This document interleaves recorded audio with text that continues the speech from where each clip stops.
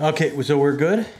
Every time. Every time. It's not going to stop. Every time. Why would it stop today? I'd like it to stop. You know what? You would like a pony, too. You got this big screen in front of you that says recording. You're not going to get a pony. I didn't ask for a pony. Welcome back to Talking Story. My name is John Minton. I got kind of a mini book haul. We kind of did this on one of our weekly readers, but I absolutely got a few other things after that. I do want to take the time to put this out there because I absolutely want to thank some people that were so generous and so kind to send some things. And not everybody watches the weekly reader, so I really wanted to do a book haul to thank some folks. So this is everything we brought in through the month of March. I didn't go crazy through the month of March because I have got stacks and stacks and stacks and stacks and stacks of stuff to read. So I kind of tried to hold off as much as possible. So not a crazy huge haul, but you know what? Earlier in the week, we did our March wrap up, and I think that went long. Yeah, it went pretty long. I think it was 30 something minutes. It felt like a marathon. It felt like a marathon sitting here watching you do it. I don't doubt that. I mean, it feels like that every time. You're not a fan of what we do here. No, I sit here in disgust in every video. Yeah, this is not your bag, baby. No, I have a great time. So no, that's a lie. It is a lie. Great is that's a really strong word. No, I have a great time. I was completely. I love the way your voice goes. No, I had a great time. I had a great time. It's a really great time. I was completely lost reading, and now I'm reading again. Well, you know what? Sort of. And you want to read Rockio's books. I really want to read Rockio's books. So you're wrapping up Pierce Brown. We're seeing him the day that this comes out. Right. You're wrapping up Pierce Brown. Wrapping up Pierce Brown. Next, you're going to do some Brandon Sanderson. There's too much to read, man. And now you want to do... Now I want to do Rockio. Now you want to do Rockio. But I was planning on finishing up Morningstar and then doing the 3 Mistborn and then doing the next of everything that's out for Red Rising. Starting with... Does it start with Iron Gold or Dark Age? No, Iron Gold. It starts with Iron Gold. Going into Iron Gold. Yeah. Now I don't know. You know what? I kind of want to read Rockio. Yeah. Or should I just flip back and forth and not do the whole series? You know what? No, you know what? If you're going to flip back and forth, you want to flip back and forth between like sci-fi and then into something else, like a little bit of horror, a little bit of fantasy, something else. You don't want to go from like one Empire sci-fi to another Empire. Yeah, you want some different flavors in there. But Mistborn is more fantasy, right? I can go Mistborn, then Empire Silence. And yeah. Okay. I think that'd be awesome. Maybe I'll do that. Yeah. And then I'll flip over to... This can't be entertaining. We're just, It's not. You just want to talk about this for 20 minutes? Yeah, sure. I'm just so happy you're reading. Does it baffle you that people listen to this and then go, yeah, I'd drive 10 hours for that dude to tell me what to read? No, yeah. Oh my gosh, I'm so glad we caught that comment. Anyway, what'd you pick up this month? I just said, please, oh my God, the pressure is on. Okay, so... Not a whole lot. I absolutely had to pick up Empire of the Damned because I'm such a fan of Jay Kristoff's first book, Empire of the Vampire, right back here. It was one of my favorite reads the year it came out. What an amazing blend of epic fantasy, gothic horror. I love vampire stories all the way back to when I first discovered Anne Rice and just started devouring everything she put out. And from then I went into a lot of the splatterpunk vampire stories of the 80s. I love a good vampire story. So this was such a fresh take because it has all the trappings of that epic high fantasy feel, but with a great bloody vampire story right through the middle of it. And so I just can't wait. I'm going to be picking this up and reading it next. So I will be reporting back on my thoughts on all of this. And I can't wait to get into it, so had to get that in. I have a somewhat unrelated question. Sure. The sticker on the cover that says exclusive edition, does that come off? You know what? I don't know. I'm afraid to mess up the cover by trying to take it off. Why do they do that? Because there are really different upsetting. covers. If you get it from different stores, there are different cover designs. Yeah, but why? I don't want a book cover. It's got a big honking sticker on it. See, the first one. Oh, that one's got a sticker on it too. It has it too. Yeah, these are the Barnes and Noble covers. It's a beautiful cover. Why? It's an amazing cover, and I don't like the sticker either. Why do people do that? I hate it, and I've been warned. We should rebel. That this is still, as thin as it looks, it's still a 700-page book, and when I'm reading this, I'm just not gonna enjoy the pages. Are so thin, like they're Gideon Bible thin. Like I'm just not gonna not going to like the feeling of that. Well, that is pretty thin. That is pretty thin, right? It's not Bible thin, but it's pretty thin. It's pretty thin. I don't think you wouldn't find this in a bedside drawer in a hotel, but that's pretty thin.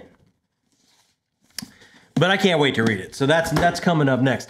And you know what? These indie authors, they keep being amazing. Dennis M. Myers sent me book 1 of Rise of the Automated Empire like a month and a half, 6 weeks ago, a month ago. He dropped me off book 2. Did he really? Yes. I didn't know that. Yeah, I'm just picked it up in the mailbox like it was like Christmas morning. It was just a surprise there. I absolutely want to give this a try because if nothing else, like the strength of the covers alone, I love these covers. The cover on book 1 I really like too. So I was about to say, you know what, pretty cover, and I bet there's not Bible pages in there. No, this has got a nice hefty page. I absolutely am. As soon as I can find time, Dennis, I am going to give these a shot. I really do want to try them. They really look like my kind of cup of tea, and I can't wait to get into them. And I really appreciate and thank you so much for sending me book 2. I mean, just the nicest people out there. It's a crazy community. The absolute nicest people. I'm talking about absolute craziest nice people out there. Let's talk about the Gwynns. I have not read any of Papa John Gwynn, right? Haven't read any of it yet. I mean, and I understand he went through an amazing, horrible, not even conceivable family trauma. And his trilogy that he was in the middle of writing, his newest trilogy, book 3 was put on hold while he dealt with this just unbelievable tragedy to his family. And finally, book 3 is announced with a release date. The cover has been released, and it will be coming out this year in October. Oh, wow, great. So I absolutely had to order in book 2, and I think I'm going to start reading this. And I know, like, I have paperbacks because to get the hardcovers of these now is hundreds of dollars. That's how people are just clamoring for it. Yeah. It's the same way with Durfee, isn't it? I don't think Durfee ever had a hardcover release. I think there's hardcovers that are super expensive. Or maybe I'm just thinking the paperbacks are super expensive. No, they're not that bad. But in any case, normally I would say, you know what? I'm going to wait for the paperback release on book 3, so they'll all match real nice on my shelf. You know, like that's kind of the geek I am. But I don't think I can wait. I so want to celebrate this author bringing his work back out again after all he's been through, and I hear so much amazing things about this series and his work in general. I think I'm going to back up 2 months from October, like August. So I'll start book 1 in August, book 2 in September, and then be ready. And even though if they won't match, like book 3 will be a hardcover, and they won't match, I really want to be able to celebrate with everyone for John Gwynn's return to the fantasy literary scene, and see him cross the finish line of this trilogy that everyone is loving so much. And I haven't started yet, but so many people are clamoring to see the ends of. So I really think I'm going to have to have a mismatched set. And that cover is awesome, by the way. This is not related to what you just said, but this cover is. That cover is cool. This cover, all 3 of the covers are just like, you should see the third one that they announced. I haven't seen it. Wow, it's cool. All 3 of them are super cool. The Forgetting Moon is $121 hardcover on 8 books, by the way. Wow. That is why I did not buy it hardcover. Yeah, wow. That is why. Yeah. So the same kind of thing for this. The hardcovers of these are extremely pricey. But I don't think I'm going to be able to wait. I'm going to have to do this. So I'll be ready for book 3 when it comes out. That is why I brought this in, because I was so excited that he is back to work again.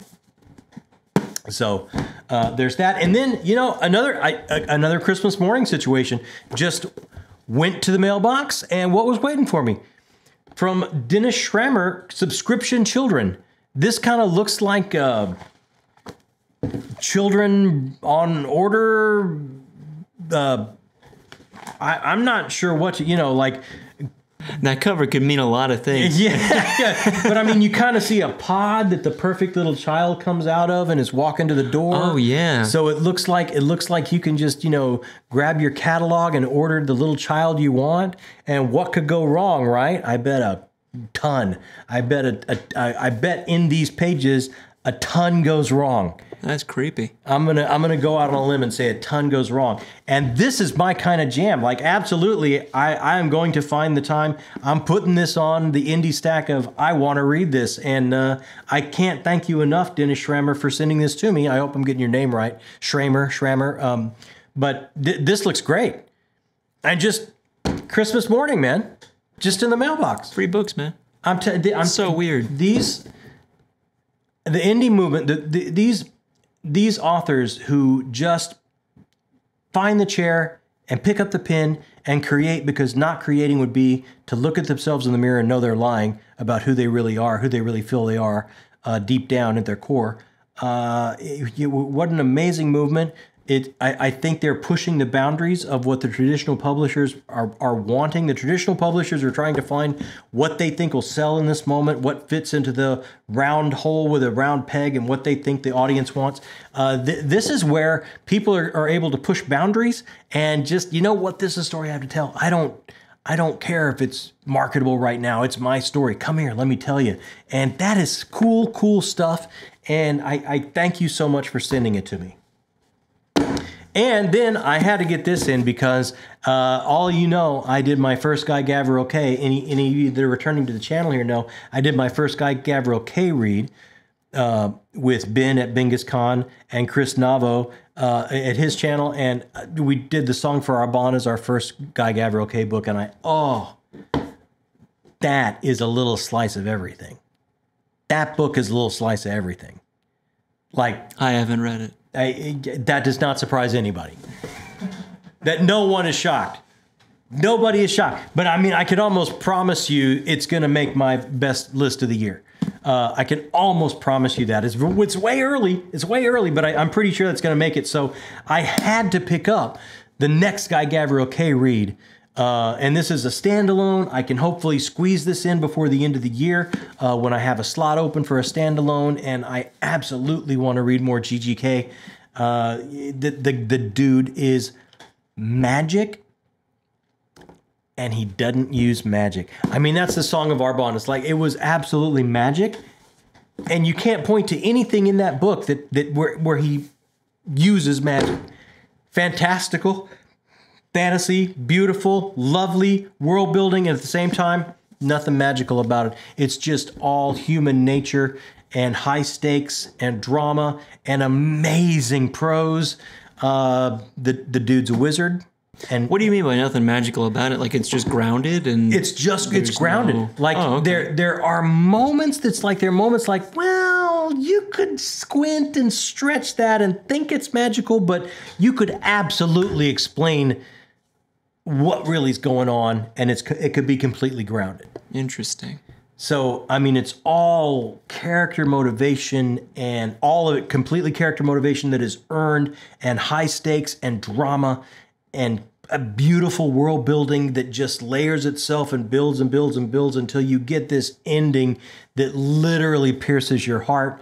And I hope I get the same experience from Tigana that I got from Song for Arbonne. If I can get to it before the end of the year, I will let you all know how it hits me. So this guy, a wizard, just with a pen. And, okay. Again, Christmas morning, right? Yeah, absolutely. You have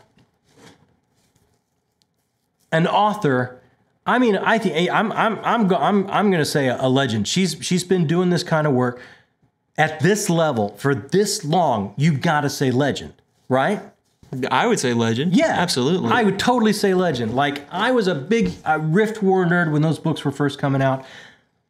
I did a reread of the trilogy that she co-authored this past year. So special to me. Just to see each 3 book checking in with this matriarchal character in a different stage of her life, rising to her destiny, what the world demanded of her to change the world for the better. It was so special. I was in tears at different levels for each of those 3 books for different reasons. And it was just special. I absolutely loved it. And I knew right away, I got to read more Janny Wirtz, man. Like I know I'm a Riftport fan, but I got to read more Janny Wirtz. What am I waiting for? And she contacted me and said, hey, would you like me to send you a book? Like, are you kidding me? I cannot wait to crack this open. I'm going to start. I already have my April stacked together, or I would mash it in there. But this will start off May for me. If not the very first read, like the second read. This will be read in May. I cannot wait to get to it. The way she describes it, like a slow burn, but then builds up to like an episode of 24 level action by the end, with heightened language. And me, I'm a Shakespeare nerd. Are you kidding me? Janny, speak the speech, I pray you, trippingly on the tongue. Or I had as Leaf the Town Crier spoke my words. I am all in on the heightened language. Bring it. I can't wait for it. I can't wait to do this in May. And I can't tell you how special it is for me that you reached out and offered this to me. And I don't want to speak out of turn, but you have become somebody that is your generosity of spirit and your wisdom in the artistic process. You have become somebody that is enormously important to my entire family. And I just want you to know what you mean to all of us, and that you're truly, truly a creative North Star for us, and my personal spirit animal. So I don't know what else to say. And she's just so lovely. She sent me like these things of what order to read her series in Wars of Light and Shadow, which I absolutely want to get to. I think when I catch up with the Cosmere, this is going to be in the running for my next major series. Maybe I can do it and something else and go back and forth each month, one from the other or something like that. But, if Dr. Chase is saying this is he's on book 5 and he's saying this is one of the literary journeys that have meant most to him in his entire life. Like, he's saying things like he's not a man full of hyperbole, and he's saying that's the kind of stuff he's saying. So he's a man with a PhD. He's got a PhD. He chooses his words carefully. The dude knows what he's talking about, right? So I absolutely want to get in on it because I want to celebrate with you finishing this series, getting book 11 out after this many years and crossing the finish line, embracing your own legacy for doing that in this genre that has meant so much to me, and I know to you. I absolutely want to celebrate with you, so I absolutely have to get started on that. But before that, this will be read in May, and I cannot wait to pick it up. And from the bottom of my heart, I thank you for reaching out and sending it to me. So not a crazy, huge haul, but it's like, you know what? I had to do this because I had to thank some very, very generous, special people. I would say Janny Wirtz is quite possibly one of the most generous people in this entire community who cares about the craft itself and the people inside of it. And the amount of commitment that she has to people in self-publishing and looking out for them and caring for them is pretty incredible. Like truly, like she's insanely generous. I say it a lot, but I mean it's so true in this regard. She blows my hair back. That is not hyperbole. Yeah. Sláinte to you, Janny Wirtz. You blow my hair back. So that's it. That's everything we brought in. A little bit of a shorter video because I know we went long on Tuesday, so we're going to do a little bit shorter on Thursday. And Thursday, just to remind everyone, we are out of town. When this video drops, we are at Quail Ridge Books in Raleigh, meeting and shaking a hand in person for Christopher Rocchio and his release of Disquiet Gods, Book 6 in the Sun Eater Saga, the penultimate edition. Which, by the way, whose name is potentially in the back of that book? We don't know. We don't. We don't know. But it could be you. It could be me. At the back, Patrick posted this on his Twitter. Hey, I'm listed with some other booktubers as a thank you from Christopher Rocchio at the back of the book. And one of those names of booktubers was John. So I don't automatically. I'm going through the Rolodex in my head of all the John booktubers who it could be, because if it's me, I'm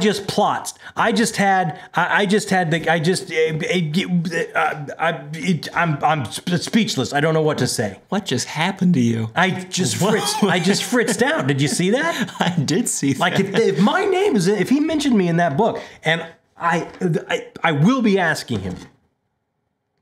Will it be the first thing you ask? What's he gonna say? No. Yeah, I mean, I'm sure even if it's some other John, he's gonna go, yeah, sure, it was you, absolutely, yeah. Like, but I think he would say it that way, where it makes it clear it's a joke. Yeah, but he might just be nice enough. I don't know. We're gonna find out. But if it's me, I could blow a head pipe.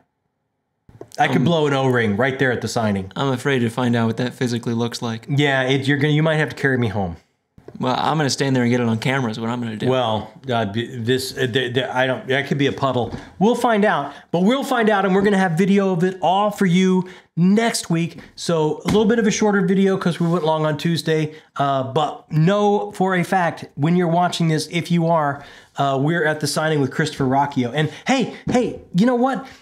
What'd you pick up in March? Let us know in the comments. Let us know what you're looking forward to. We love comments. We answer them right away. We answer them as quickly as possible because that's the whole reason we started this channel, was to talk to people that love the books we love and hang out and talk with you. While you're down there, that little thumbs up button means everything to us, helps us grow the channel, helps new people find us. And if you are a new people that just like for some reason happened by, hey, hit that subscribe button because you don't want to miss our video of meeting Christopher Rocchio and seeing if that was my name and watching me, boop, blow a little head pipe. So you absolutely want to hit subscribe so you can come back next week and see what happened there.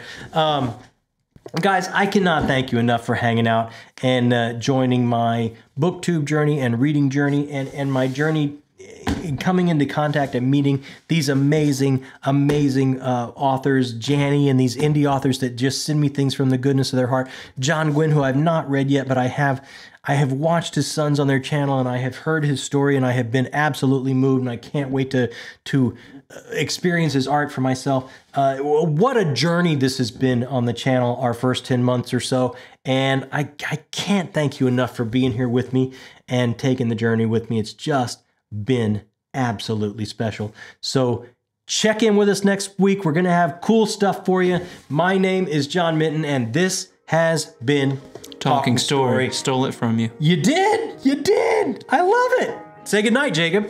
Why would I do that? I don't know.